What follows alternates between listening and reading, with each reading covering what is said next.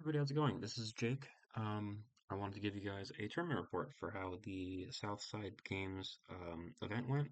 This is the one that everybody's referring to as an 8K or a 10K or whatever you want to call it. Um, that's because the value of the prizes, the first prize was quite literally 10K. It was three first ultimate misprint Caius. On top of that, it was the UDS Black Rose mat, which that thing goes for like 5K alone. So, yeah. And then the rest of the prizes were pretty crazy too. Um, yeah, and it was like 131 players. They said they're going to do more of these tournaments and even bigger, so I expected to do more players next time. But there's a lot of people that flew in, even from out of the country, so it was really cool. Um, Anyways, I got top 16. I'll go over my how the tournament went first. Um, the rounds, uh, round one, I played against Frog Monarchs. That mained Vanity's Fiend. We 2-0'd that. Round two, Black Wings. I 2-0'd that. Round four was Welladad. I 2-0'd that. Round three was sorry, that was round three. Round three was Welladad. Um, Round four was Vayu Turbo. 2-0'd that. Um, Round five was Black Wings. It was Cody who top forward. Um, I lost 1-2 against him.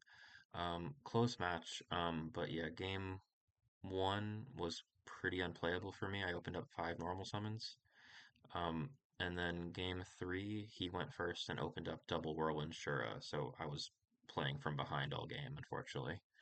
Um, and then round six, I played um, I played against Vayu.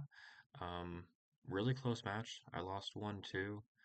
Um, it's the only match that made me reconsider afterwards. I'd probably remove one Ancient Forest from my side because I lost because I double drew it back to back in like the final turns of the game. Um, when we were both on minimal cards, and yeah, if the second Ancient Forest was like almost any other card in my deck, I probably would have won the game. But oh well. Um, and then round seven, I played against Frog FTK and 2-0'd it. Um, Top 16, I played against um, Arthur, who also got top four, with Arcus Sworn. Um, Known the guy for years. Um, Unfortunately, the games were pretty much non-games for the most part, sadly. Game one opened up five monsters again, like what happened against me in the Black Wing against or sorry, no, it wasn't five monsters. That one was six spell traps, which included three deep prisons against turn one Arcus plus back row. Um, and I just could not draw a monster the first three turns of the game, and he just beat me down with Arcus plus guys, and didn't draw Mirror Force or Torrential, so couldn't do much about it. Um, Game two um, was um, I opened up a normal hand. He opened up triple recharge though, so he was loaded. But we were able to still play through it just fine because we had all three chariots. Um, then game three, he went first and does shoot Arcus heavy me, and the game was like pretty much over, unfortunately, because of that. So, um, yeah. Besides that, I had a good time, good run. I think the deck could have done even better if against Blackwings round five, I believe I misplayed on one of the final turns of the game. I could have compulsed the Kalut to prevent him from brioing me for game, and I didn't see it until afterwards. I just kind of spaced, I guess. Um, but That's my fault. So, um, and then obviously, I think my side deck could have been a little bit better for value. I didn't need both Ancient Forests, so potentially could have won all my Swiss games, but oh well. Um, but yeah, as for the deck list, we'll go over it. A lot of the GBs here are pretty standard. I'll say the first thing of note is that I'm not playing Prismaglads. Those of you might know that I topped the original Shonen Jump Edison back in 2010. I top 8'd it, and I was playing Prismaglads.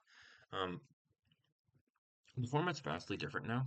Even though Prismaglads is very popular, um, I have an opinion on it. So Prismaglads has a higher ceiling than this deck, but does not have as strong as of a floor. as the build that I'm showing you right now. What I mean is that Prismaglads is weaker into back row heavy decks when you don't draw the trap stuns and the back row wipes, and you don't successfully are able to stop all their back rows. When you can't stop their back rows, I would rather just have normal GBs that I can normal summon and try to get tags out because every single Glad Beast is a threat. Whereas Prisma is not a threat without Tiger or another Glad Beast. Um, and so as a result, even though this doesn't have as high of a ceiling, I think this deck plays much better into oppression decks, into heavy trap decks. More specifically, like Blackwings and Vayu and even Hero Beat, decks that are known for either maining or siding oppression, um, or skill drain decks like that. So, um, the other thing to note is that I'm playing Dust Tornado instead of Trap Stun. It's the same reason, except for I think Prisma and Trap Stun go together in the current format. Um, and I also like Dust Tornado better in the current format, because Dust Tornado outs Oppression immediately when you want it. It outs Whirlwind, it outs Future Fusion, it outs most of the Gigavise deck. Um, the biggest reason though for me is Oppression. Um, so sure, Stun in theory can out Oppression, but it doesn't answer it immediately. So what you are forced to do when you, let's say, have a GB, you swing, you tag, and they oppression you. If you have stun face down, you're going -1 on stun in order to make the oppression not resolve on your GB, and then you have to tag Bestiari to blow up the oppression and go 1-for-1. The problem is that usually when you're attacking with a GB, you had another goal in mind of what you're trying to do and what you're trying to tag out into. So sometimes that means that there's another monster on the field. It's really big, like a Goyo on the field, and you attack into a small guy.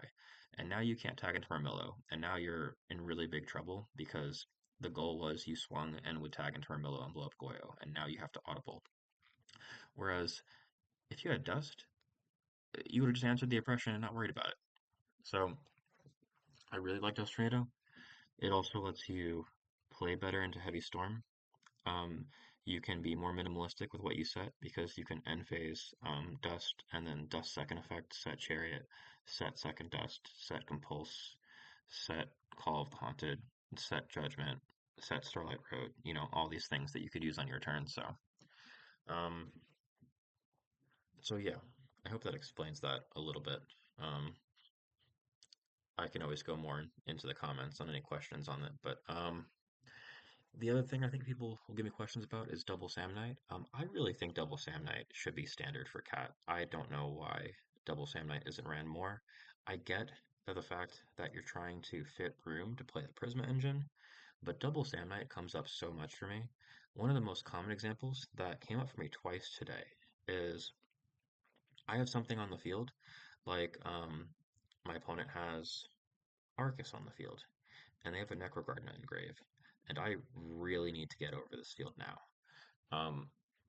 If I just summon GB attack or have Cat with one Samnite, there's like not a scenario that I'm getting through that because of the Necrogarden. But this way I can Cat double Samnite and get two attacks, force off one of them Necrogarden and the other one goes through, and then I can punish their field.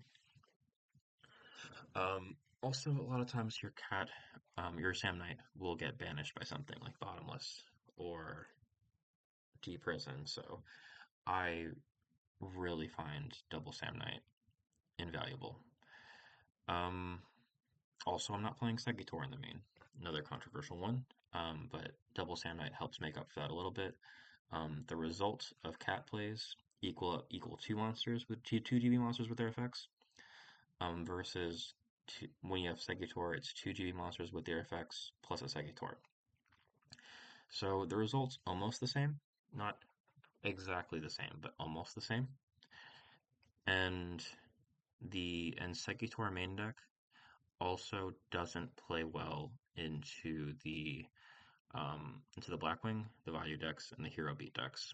More especially when you're not playing Trap Stun. So this all goes in theme of since I'm not playing Prisma, since I'm not playing Trapstun, I'm not main decking Segitor. Um, it all kind of goes together. The card's still amazing. There's still so many matchups you want it in. It still free rolls a lot of matchups, especially the ones without real like back rows and everything. So you always side deck it. It should always be somewhere. But I'm not main decking it. Same thing with Triple Tiger. We're only playing two in the main deck, siding the third. Same reason. Most of the time you lose against back row decks, it's because you can't stick a GB on the field and you're stuck with a pile of Test Tigers that are dead in your hand because you can't get them off. I'd rather just play two, side the third for when I want it, and leave out the third for when I don't need it. I already, by habit, sided out a third against Blackwing's Value and Hero Beat, and at some point I just decided I would just go ahead and main only two. Um, Still gives you enough targets for Cat. Um, Also, as a result, this main deck ratios, it leaves you better against DDV. I haven't lost to deck dev once while playing the build like this, whereas whenever you play like Sekitor, Triple Tiger, um, things like that, it really does up your count of how many deck dev targets you have in your deck, and it's shocking how much that makes a difference. So I like that this deck's a little more minimalistic on its deck dev targets. Um, the Proving Ground, because it allows me to effectively have another monster, another way of SDRA without Prisma, and another way around deck dev. Obviously, as many might think, I don't think deck dev's that amazing against this deck, but people main deck it right now, and some people think it's good against DBs, so I'd rather just make sure that I'm not gonna get blown out by a deck dev for 3 or something, so. Um, the rest of the ratios, playing Shrink, I love the card. I think it's really good. I think it's underutilized in this deck in this format, and I think one of is perfect. Any more than one is a lot, but one of is perfect. Really good ways outs to Stardust, damage to Tricks. It's only not as amazing versus like Blackwings or Lightsworn because they have the hand traps, and it helps you out bottomless, so it's really nice. Um, One Smashing Ground, really like that. I wouldn't run anymore. I never want to have two in hand, but one is perfect. Um, Anytime I would have tested two, if I ever draw two, I'd rather one of them be a back row, like defensive card. And I don't ever find myself needing Smashing Ground. It's just nice having when I draw it. So I think one's perfect. I've talked a lot about Dust, Prison. I'll call out that I don't play Wabaku. I don't actually like Wabaku in this deck in this format. Um, it's a -1. It's a -2 into oppression. Um, and I'm not worried about just Wabakuing not to die. Um, Again, I'm playing so many cards that are objectively one for one, not cards that are neg one. Um, that I'd rather just not play the Wabaku, and as long as I play correctly, I shouldn't die when I get heavy stormed, or cold waved, or trinated. So that's the goal here. Two Chariot with one-sided, two Compulse with one-sided. Compulse is a great card, love it. Two Bottomless, Mirror Force, Dust Shoot, Torrential, Call, Solemn. Legacy of Yata. I think that's the only other abnormal thing here. Um, I'll explain it real fast. Basically, my logic here is that I ran the numbers with a friend who's really good with statistics. He created a program for me to run 10,000 hands with my deck using different builds. So different total deck counts, different amount of normal summons, and the goal was to get me my ideal GB hands most of the times. And for context, for me, my ideal GB hand is two normal summons, four spell traps, or two normal summons, three spell traps, and a tiger. So tiger counts as a spell trap in this scenario. Um, when we ran those numbers, changing the normal summon count and changing the deck count, the best numbers ended up being a 40 card deck with 13 normal summons. As you see here, I play 12 normal summons with a Proving Ground, so that counts as 13 in my book. So how do I end up on the Yata? So, as we know, if playing a 40 card deck, if you add an upstart to it, it's still technically a 40 card deck, it's just 41 because you added an upstart. Yata's similar, because it draws a card. It is an upstart that takes a turn. However, what it allows me to do is when you're playing a card like this in here, it allows me to still effectively be at the 13 normal summon 40 card ratio while allowing me the option to side out the Yata to turn my deck into a 41 card deck intentionally. Why would I want to do that? It's because when I side in a lot of my monsters, there's a lot of times I don't want to take out any of my Gladiator beasts. So instead of messing up my monster ratio and post side having a 14 normal summon 40 card deck and having a higher chance of me bricking with all monsters, instead I'm now shifting my deck by taking a siding out Yata for Secutor, for example. I'm now playing a 14 normal summon deck with 41 cards. And when we ran the numbers, the best ratio that I found for 14 normal summons was 42 cards. So it puts us halfway there. Um, so as a result, I like the one Legacy of Yata because it makes my numbers a little better. Now there is some amount of hands, right, where you could end up drawing all spell traps and Yata, and the Yata could have maybe been a monster if it was one card less. But realistically, first turn, you don't always need to play a monster. If you set the Yata and the monster would have been there, you'll get to the monster, so it's whatever. Um, so yeah, that's my opinion on that. Um, as for side deck, one DD Assailant. I really like this against decks like Blackwings and specifically in Hero Beat. Um, it's really nice because against those decks you side in Hopalomus as well. And it's a nice trick because whenever they see the Hopalomus and get blown out by it, they now will play around it for most of the rest of the match, um, making sure that if you set a monster that they attack over it with something above 21 ideally, and then you can blow them out with the DD Assailant when they don't expect it. Um, you can also be really cute and do something like Proving Ground for Hopalomus, set DD Assailant, and like really trick your opponent. Um, Breaker. Right now I like Breaker. It's meant as an additional card for Value Turbo. Mm, it outs oppression. It's really good into Raikou, blowing up a back row and forcing a Raikou on the swing. So I like it enough. Third Tiger, I explained. Exeggutor, I explained. Um, Ancient Forest, it's really meant for Value Turbo, but it's really for any hamster Raikou deck. I do think two, in retrospect, is a little much. I'd be going down to one, but the card is great though. You just don't want to double draw it. Triple Trapple. This is for Blackwings. It works against a lot of other things, like Lightsworn, Hero Beat, Mirror Match, but this is definitely for Blackwings. It's one of the better cards you can side versus them. I really like it. I'm not much of a Consecrated Light fan because I'm very much of a fan of the play around Icarus game against Blackwings, and Consecrated Light forces you to play into Icarus. I'd rather just play like Icarus, like make sure Icarus is dead the entire game, so I like one for one removal against them. Um, the Transmigration Prophecy.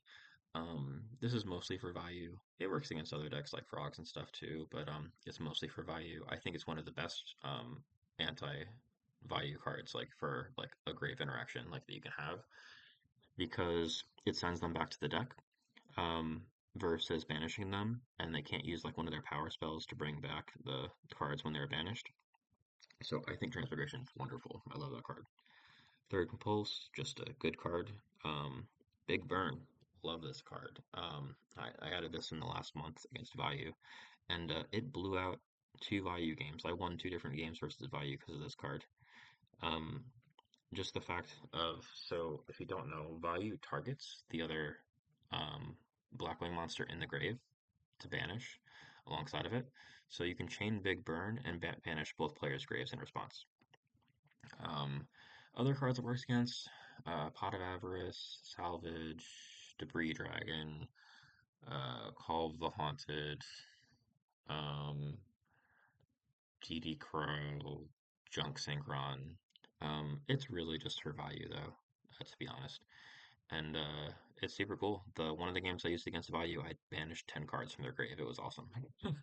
um, Third Chariot. And then Starlight Road. So notably, I don't main deck Starlight Road. I think it's like not amazing into the current format. Also, everybody expects it in Glads already, so they'll play around it. So I don't mind not main decking it, but most importantly, I've found myself really liking Gores in the format because of all the OTKs. Um, and a lot of the OTKs are true nade based. So I've liked the Gores more in order to prevent these kill plays. And in matchups where I also don't like Gores plus Starlight Road because when you draw the two together, you either have to like super telegraph Gores by not setting a ton and not setting your Starlight Road. Um, or if you set the Starlight Road, you might never play the Gores because the Starlight Road a lot of the times is a dead card almost all game until it's not. But if Starlight Road's dead all game, that means the Gores is dead all game. And if you open a Starlight Road and Gores and you set Starlight Road and Starlight Road never goes off, you're effectively starting with a 4 card hand instead of a 6 card hand. So I hate that. So a lot of the times, matchups where I don't want Gores, I'll side in the Starlight Road. More specifically, I don't love Gores into Blackwings. I have it game one, but a lot of times I'll side it out game two, and I'll bring in the Starlight Road. So, um, yeah, I think that is it. Anybody has any questions, let me know. But yeah, thanks for watching.